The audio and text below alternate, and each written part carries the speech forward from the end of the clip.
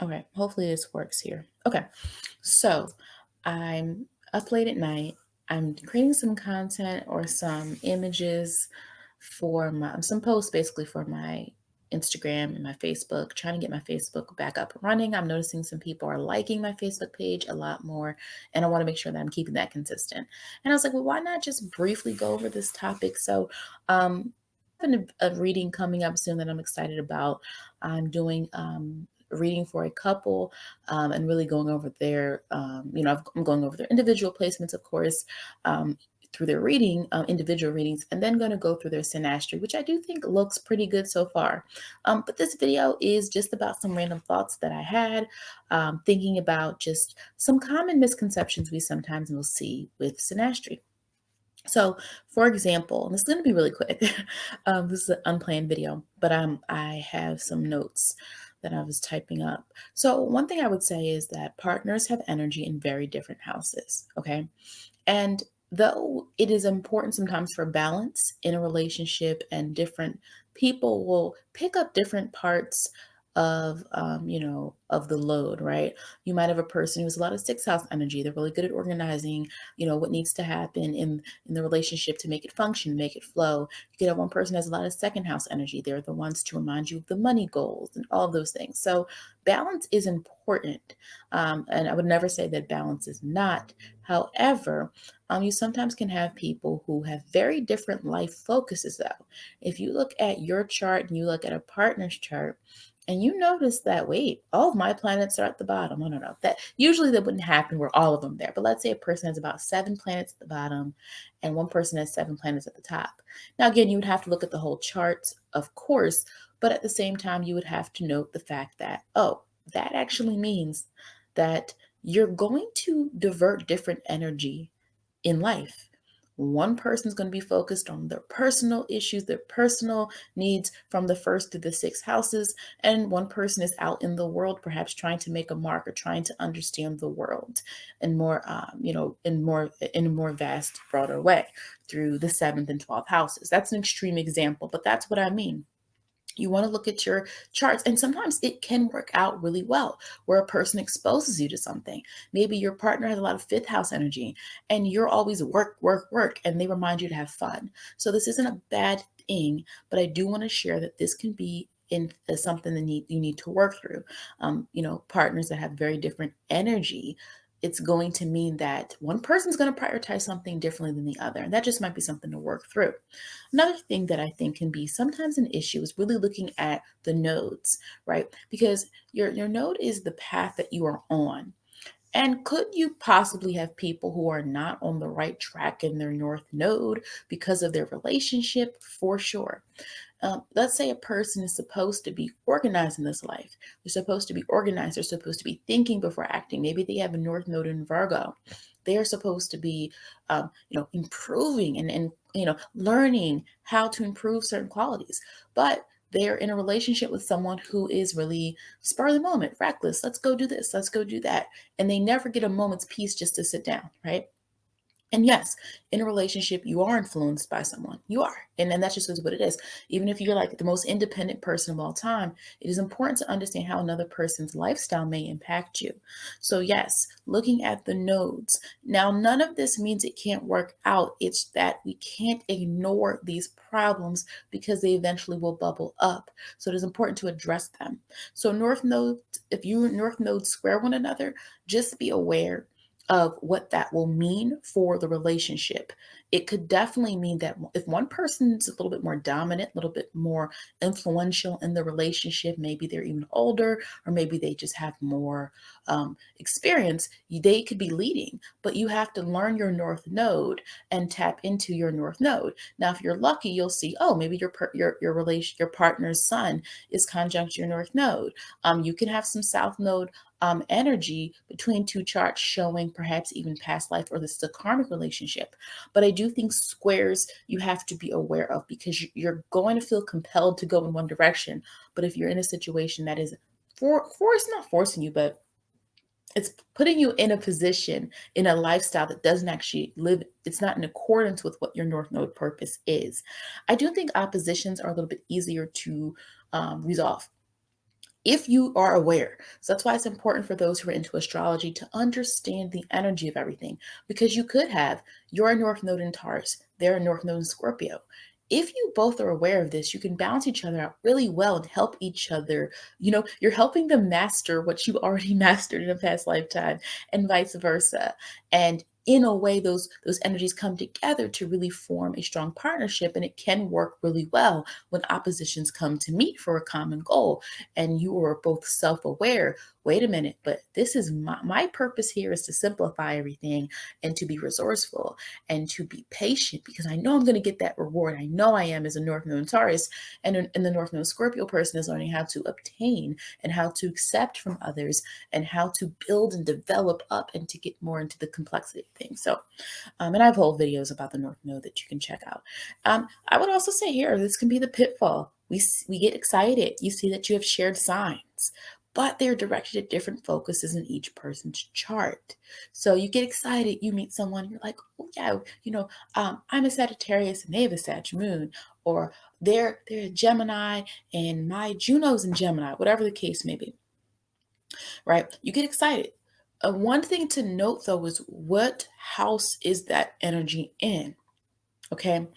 First of all, we know that signs are already by default, a conjunct is the same sign, give or take, right? Sometimes you can have a conjunct that's, if it's a very low or high degree, but, like you can have Sun conjunct Mercury, but the Sun is at late degree Virgo and Mercury's at very, very early degree Libra, and that can be considered a conjunct because those degrees are really tight together. But we know this already, right? We know that by default, Aries and Leo are going to trine. We know by default what the planets are doing with each other. Now, when you interpret a chart, we know that it breaks down more specifically. Get what I'm saying? And I just did the minor aspect video. So you can have something that looks like it's a trine by sign, but then we dive deeper and it's really a minor aspect. Anyway, point is that you want to be careful, because you might get excited over something, but you have to look at what house is it in. So let's say, you both have Gemini. Maybe you're both Geminis, and one has Gemini in the eighth house and one has Gemini in the ninth house. Well, the eighth house Gemini person is way more trying to use the information they learn and their experiences to develop and deepen and try to get really into understanding something. This can sometimes make them a little bit more less expressive openly sometimes than the regular Gemini or the average Gemini. Whereas the ninth house Gemini wants to get out there and explore. The ninth house Gemini is not anchored in by anything, right? Because it's trying to just obtain and gain insight from being involved in many different endeavors and travel, or, trying new situations, going into, oh, I want to try this next, I want to try this, yeah, let's go here, let's do this, right? There's more excitement with that Gemini ninth house. Now we know that Gemini belongs in the third house, so Gemini ninth house can have a hard time finding its purpose, finding what it believes, because it's trying to do everything. Whereas that eighth house Gemini is like, I'm staying here, I need to figure this out. No, I'm staying where I'm dedicated. So that's what I mean. You cannot look at just saying, oh, we're the same sign. Oh, we have the same energy. Look at what house it's in. Now, some houses, it's going to balance itself out.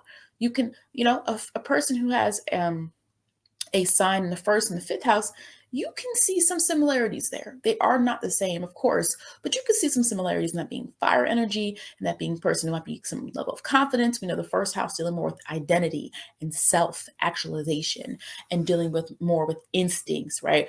Dealing more with also just your presence in general. The first house, the fifth house is your confidence, your hobbies. You start to get attached also to people, right? We talk about children there. You talk about not just hobbies, but also you can talk about the beginning stages of dating, all that fun stuff in the fifth house. So the first and fifth house energy is similar in a way. Not, I don't ever want to conflate that something is interchangeable, but I can see how you can see the parallels there. You get what I'm saying? But as opposed to the first and the eighth house, very different, or 12th house and 12th house in the seventh house. right? So you want to look at what house it's in to understand, is it going to be a fluid exchange of energy, or is it going to be, oh wow, I thought we were the same, but we definitely use this energy in very different ways. But again, nothing's bad. It just means that it's something to work through. Now, I also would say this is very unique, and this happens, okay? Especially if you dial it back to whole signs, keep it clean, right? Now you know I use Placidus, but sometimes whole signs can help us as well. So let's use this for whole signs because this would work. If your ascendant sign squares is a square sign to someone else's ascendant sign, that basically means, especially if you're using whole signs, your whole entire chart is square. That means every sign on your cusp squares every sign on their cusp. Every single one. Now you can get lucky because you know with cusps we have to look at where the planet is. So you could get lucky where it's really not that bad, right? You could be like, oh wow, this looked bad at first, but let me see where the Saturn is in their chart, or let me see where Saturn is in my chart. Let me see. Okay, it's not, you can see some placements where it's not that big of a deal, right? But you want to be careful because if every sign cusp squares the other person's sign cusp, you are very different people. You're going to disagree on a lot of different things. So that is something just to keep in mind. Another thing to keep in mind is if one person has a lot of retrograde energy that they have to work through. If you are in a relation, and then I'm sorry if you're the retrograde person, okay? I just did a couple of months ago, I did a lot of readings for people that had a lot of retrogrades. It's interesting when I do readings, it's almost like it happens in patterns. And it'll be random people, but like they'll all have a similar placement, or they'll all, like I'll do one for like about 4 Virgo risings. And then I did like probably five chart readings, or 6, it might have been 6, 7, something like that, the summertime of people's retrograde, a lot of retrograde energy. And again, I know that there's a lot of planets that has gone in retrograde in like the spring, summer. So maybe that was it as well. And that's really what made me do that retrograde video, to help people see that it's not hopeless, it's not horrible, you're not doomed, but you retrograde, a lot of retrograde energy people, you can get stuck, you can get immobile. It's very important. I've seen one chart, not a reading. I didn't do this reading for a person, but someone that I know where like their retrograde energy really influences their ability to be productive if they're not careful. So I would say here with this, one person has a lot of retrograde energy to work through, making sure that person's doing it. Now, you can't force anyone to do anything, but if you both are into astrology, they have to be aware of what that retrograde energy is, because that can be holding you back, right? If this person is not trying, if you're not fully aware of what you need to be fixing, that is going to lead into your relationship and somebody's going to get frustrated very quickly. Now, also, I would say don't over rely on a few positive placements to gauge compatibility. This happens a lot in the beginning stages of a relationship. People get hyped. They're like, yes, we both have Wood or Junos. Yes, we both have fifth house placements. Yes, we're both Scorpio ascendants. Yes. And, but true synastry requires you to look at everything, because every relationship, even if you have all these beautiful aspects toward each other, these positive, soft aspects, you're going to see something that needs to be worked through. And that's life. That's life. Of course, some people are definitely by astrology standards going to be more compatible than other people, but you don't want to over rely on that. Those two things that are good, but I also would say you don't want to over rely on, you don't want to also be mad at the negative things. You don't want to be like, oh, this is doomed because of this one placement this person has. That's why I say the importance of it is holistically looking at charts. And also the other part of it is simply living life. You can't, the truth of astrology is, if you read a real textbook, like a real thorough, huge astrology textbook, there's like thousands of things you can say about Mars, thousands of things you can say about Mercury, thousands of things you can say about Jupiter. Our job is to know which one are we dealing with at particular time. So you don't want to box yourself in ever of thinking just because you know what astrology is that you know how that person's going to act. Your job is to see which version of that Virgo are they, which version of Scorpio is that person, right? You're here to look at that. Okay, so that's something just to keep in mind there. So next, and also those who are in serious relationships, we often recommend a composite chart, which basically calculates the average of each person's chart together with the other person and creates a chart of your relationship, which is really unique and interesting to do. It is suggested you should not be doing that right away. I've read a lot of books that claim it's better for you to be in a seasoned relationship because the composite chart is going to make more sense than if you have never been in a relationship with the person. But again, some people do it differently. I definitely say, like, any planet that is supposed to help us connect to another person in a meaningful way, in terms of our emotions, in terms of our partnering up, Juno, Venus, the moon, if they're squaring one another, you could have very different attitudes towards companionship. You can have very different emotional needs. That is eventually going to rear its head, right? It's eventually going to be something that could be a problem down the line, just to keep in mind. One thing that they always say this. They always say that communication is key in a relationship. And I know that we've all heard that over the course of our lives, but it's very, very true. Besides money being the main reason people break up or divorce, is what the research says, communication is usually the second the reason. People who have completely different communication styles, it means you can't get through to the person. I'm very partial to Mercury. Mercury is my chart ruler. Mercury is the ruler of my sun. And I really do, feel very connected to Mercurian energy. Therefore, it is important to understand the fact that if you have your Mercury's, if opposition, oppositions can be, at first, it can be a standoff until you learn to merge the energy. And some people never merge the energy. Some people always feel like we're not on the same page. But a square is direct tension. There's the difference. They also have their sun in the 11th house. And let's say you have Mercury and your sun in the 12th house. Well, you are both, if that other person finds socialization very important, and hey, we got to go out, we're going to go out with our friends, or I want to go out, I want to be around people. We can't just be around each other all the time. That is a difference, right? You might be like, no, I like being one to one. I like just talking just us. But that other person might say, wait a minute, nope, I need more, right? So that's something to keep in mind. Let me give you an example. So let's say the person has their sun and Mercury in the 5th house, and they have their moon in the 11th house with Jupiter. Okay, so fun, expression of self is important to this person, but also they have a need to be connected to networks. They might want to be around people. They get emotional satisfaction from the 11th house of being around people. And Jupiter means they like to, spread themselves out in terms of their social networks and people that they're around. So that means, but let's say you have let's say your sun and Mercury's in the 12th house and your moon is in the, let's see, second house. Okay. Well, that you might be more private person. You like more one-to-one connections. The other person seems more social, or they're more open. There's more outer expression in terms of how they need to engage with others. And anyone with a lot of 11th house energy, right, can certainly, especially if it's in fire or air, they do need a certain level of sociability. They need to be around people that aren't just you.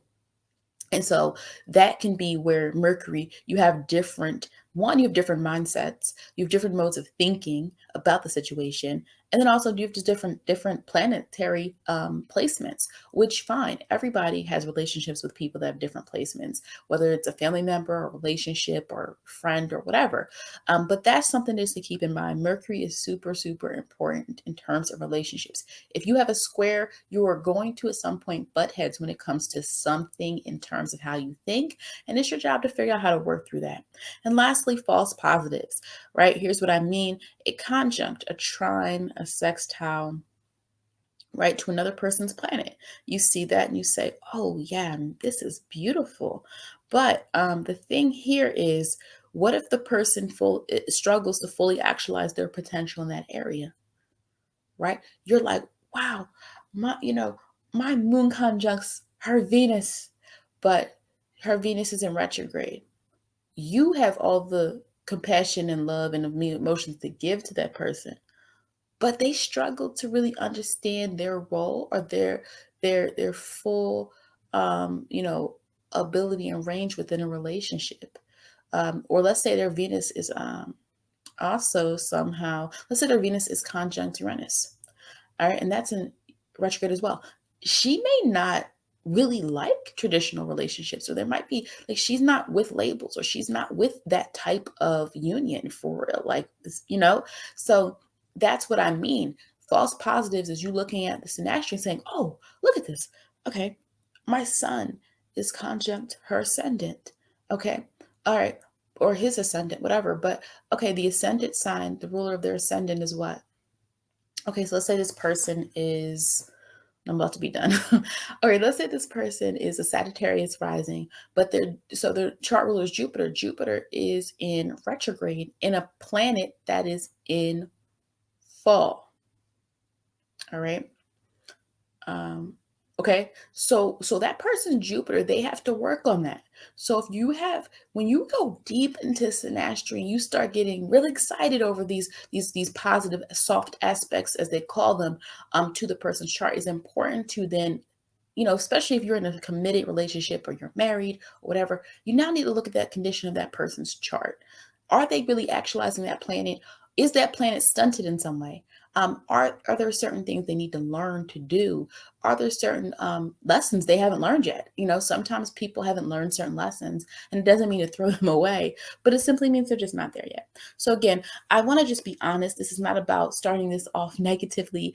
There's a lot of beautiful things that we can see in synastry. This just happens to be what popped into my mind. So maybe there's somebody out there that needed to hear this, okay? And that's why I had to do it today. So that's it. If you like the video, please hit the like button, and thanks for listening.